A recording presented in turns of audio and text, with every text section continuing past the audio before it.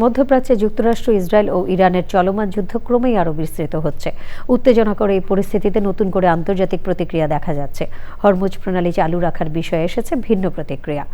ইরানের তেহরান, সিরাজ এবং তাবরিজ শহরে একযোগে বড় পরিসরে হামলা চালাচ্ছে ইসরায়েল। পাল্টা হিজবুল্লাহ ও তেহরান ক্ষেপণাস্ত্র, ড্রোন হামলা অব্যাহত রেখেছে। সংঘাত শুরুর পর ইসরায়েলে এখনও পর্যন্ত ৩,০০০-এরও বেশি মানুষ আহত হয়েছে। যুদ্ধ চালিয়ে যেতে ইরান প্রস্তুত বলে হুমকি দেন ইরানের পররাষ্ট্রমন্ত্রী। তিনি বলেন, যুক্তরাষ্ট্র, ইসরায়েল বড় শিক্ষা পেয়েছে। সুব্রত গায়েন জানাচ্ছেন। বিকাশ পেমেন্টে 10,000 টাকার বেশি অফার। শপিং চলছে তো।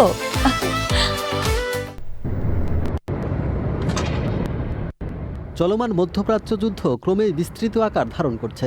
উত্তেজনার এই পরিস্থিতিতে নতুন করে আন্তর্জাতিক প্রতিক্রিয়া দেখা যাচ্ছে।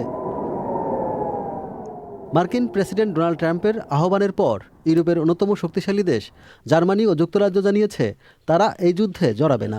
জার্মান সরকারের একজন মুখপাত্র বলেছেন, ইরান যুদ্ধের সঙ্গে সামরিক জোট, ন্যাটোর কোনো সম্পর্ক নেই। তাই হরমুজ প্রণালী সামরিক শক্তি দিয়ে খোলা রাখার উদ্যোগেও জার্মানি অংশ নেবে না। একই ধরনের অবস্থান নিয়েছে গ্রিসও।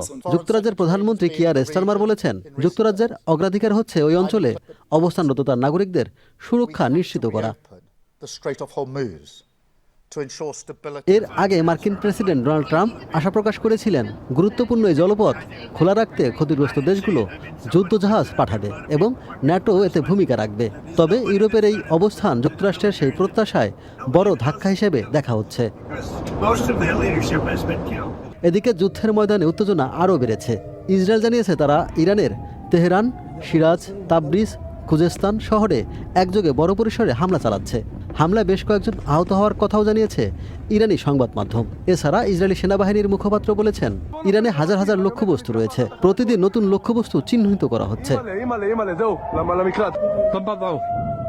লেবাননের সশস্ত্র গোষ্ঠী হিজবুল্লাহ জানিয়েছে, ইসরায়েলি সীমান্তবর্তী শহর কিরিয়াত শুমানাকে লক্ষ্য করে রকেট ও ড্রোন হামলা চালিয়েছে তারা। এছাড়া ইসরায়েলি লক্ষ্যবস্তুতে সেজিল ক্ষেপণাস্ত্র দিয়ে হামলা চালানোর দাবি করেছে ইরান। ইসরায়েলে অব্যাহত হামলায় এখন পর্যন্ত ৩,০০০-এরও বেশি মানুষ আহত হয়েছে বলে জানিয়েছে দেশটির স্বাস্থ্য মন্ত্রণালয়। এদিকে যুক্তরাষ্ট্র ও ইসরায়েলের সঙ্গে যতদিন প্রয়োজন ততদিন যুদ্ধ চালিয়ে যেতে তেহরান প্রস্তুত বলে জানিয়েছেন ইরানের পররাষ্ট্রমন্ত্রী আব্বাস আরাকচি। তিনি আরও বলেন, হরমুজ প্রণালী ইরানের শত্রুদের জন্য বন্ধ, তবে অন্যান্য দেশের জন্য তা উন্মুক্ত রয়েছে। Subrata Gayen, channel I.